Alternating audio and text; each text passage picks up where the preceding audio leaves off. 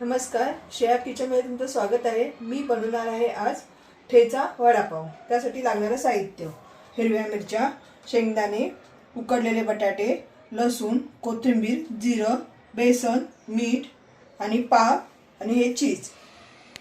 साहित्यामध्ये सांगितल्याप्रमाणे सगळं मिश्रण बारीक करून घेतलेलं आहे।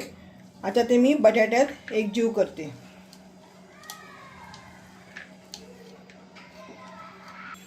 अशा प्रकारे मी सर्व गोळे करून घेतलेले आहेत। आता मी बेसनच्या पिठात डीप करून फ्राय करते।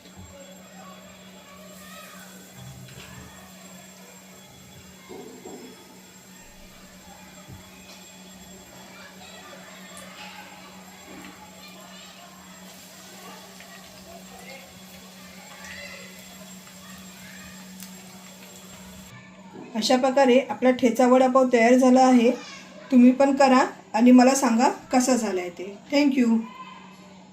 नमस्कार, श्रेया किचनमध्ये तुमचं स्वागत आहे। मी बनवणार आहे आज ठेचा वडापाव। त्यासाठी लागणारे साहित्य: हिरव्या मिरच्या, शेंगदाणे, उकडलेले बटाटे, लसूण, कोथिंबीर, जिरं, बेसन, मीठ आणि पाव आणि हे चीज।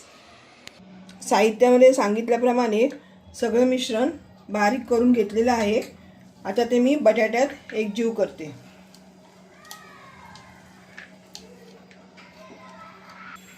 अशा प्रकारे मी सर्व गोळे करून घेतलेले आहेत।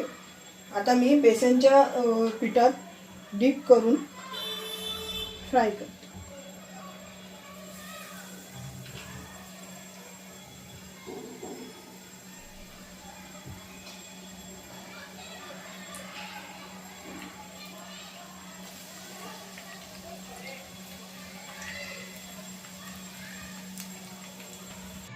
अशा प्रकारे आपला ठेचा वडापाव तयार झाला आहे।